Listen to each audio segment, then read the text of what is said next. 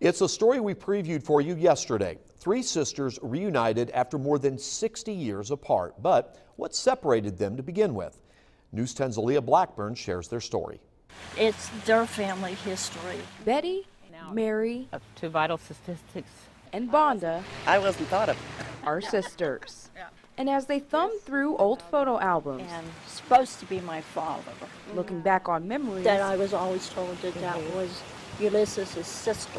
it takes on a whole different meaning. I made my first Holy Communion. Because this is the first time they've seen each other in more than 60 years. A lot of time passed that shouldn't have passed. When Mary was just 14 months old, her mother, Charlotte, gave birth to Betty.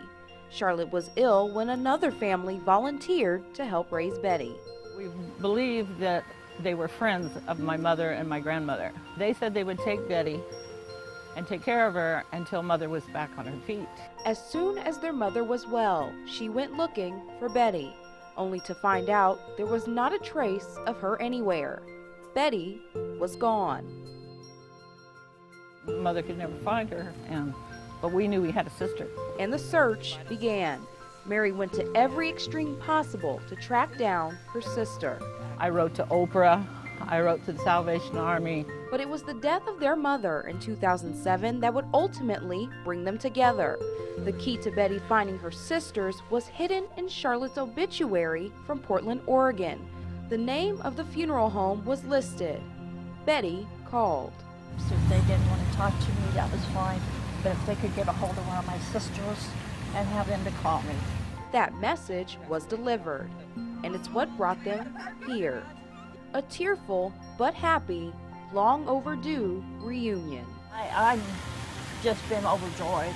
I've done a lot of crying because I finally found my family. And after 72 years of separation, the love between sisters still holds strong. They have been reunited now too. I've always looked like I was an outsider. I didn't belong. And now I know I belong somewhere. And I'm glad to have my sister.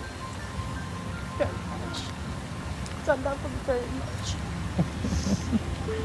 In Terre Haute with photojournalist John Tim, I'm Aaliyah Blackburn. It's end of the trail. It's complete. News 10.